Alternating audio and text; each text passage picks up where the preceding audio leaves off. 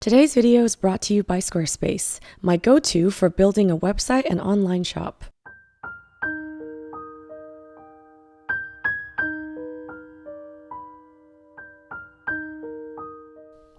Hello my darlings, today's video is the first in a multi-part series.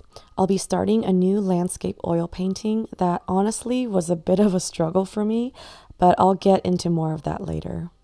For now, this video will focus on the underpainting part of the journey because I went a different route than usual. Instead of toning the panel and using a monochromatic underpainting or a wipeout, I'm using a few colors on a blank panel to create a more chromatic underpainting. It's not quite an ebauché, not quite a grisaille. It's kind of somewhere in between.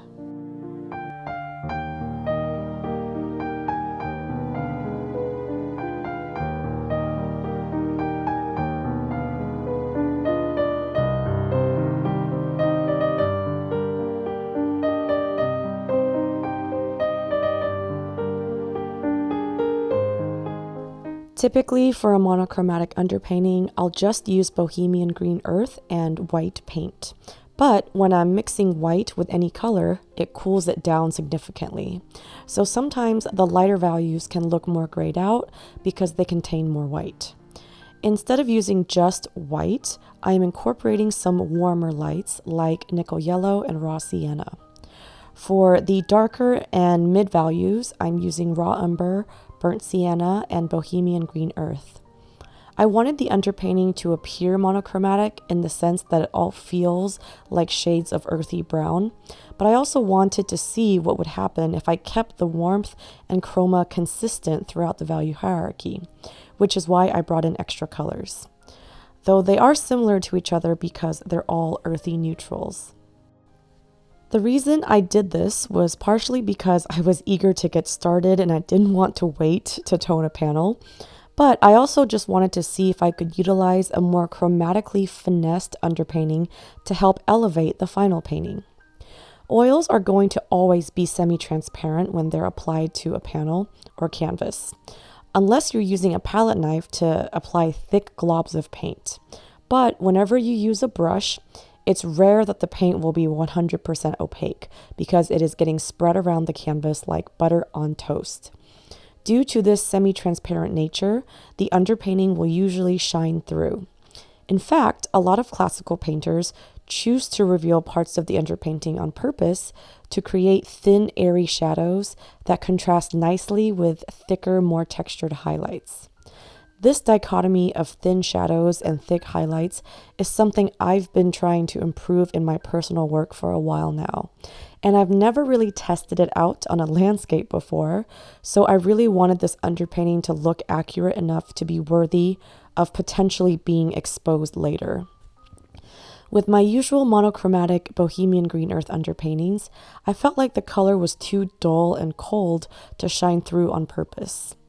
I've also seen a lot of artists use burnt sienna to tone a panel or to serve as the main color in the underpainting because when light shines through the semi-transparent main oil painting layer, the burnt sienna adds a lot of richness and chroma.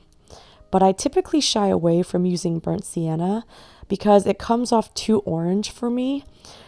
So when it's time to lay down paint in the main pass, the new paint will always look too dull and cool in comparison with the orangish burnt sienna tone, even if the colors are not actually too dull or cool.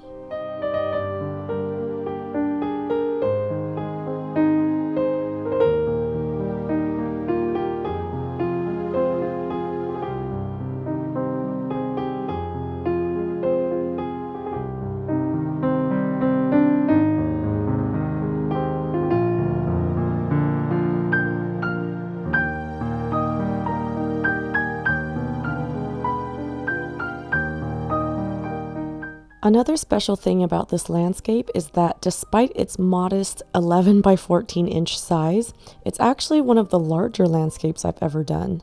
I usually will do a single session alla prima style landscape study on a canvas smaller than 8 by 10, but I rarely treat landscapes with the same care and patience as I do for my portraits. And this time I just wanted to try painting a landscape with the same approach as my portraits, which is underpainting first, then a carefully rendered main pass over several sessions, and then glazing adjustments later.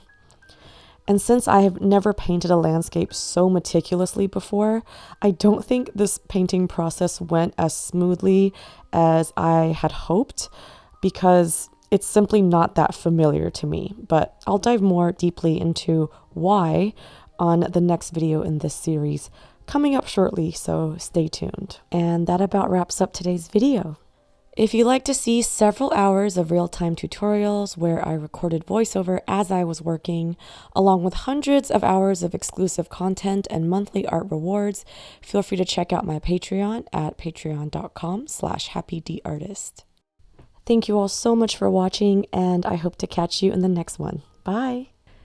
And of course, you guessed it, my eternal never-ending sale is still going on in my shop, so if you'd like 20% off your order of prints and originals, just enter the code HOLIDAY at happyd-artist.com. And if you're interested in learning more about how to paint and draw, I have lots of art educational content on my Patreon page, including exclusive video tutorials, step-by-step photo tutorials, live streams, podcasts, and even surprise art gift boxes, all available at patreon.com/happydartist.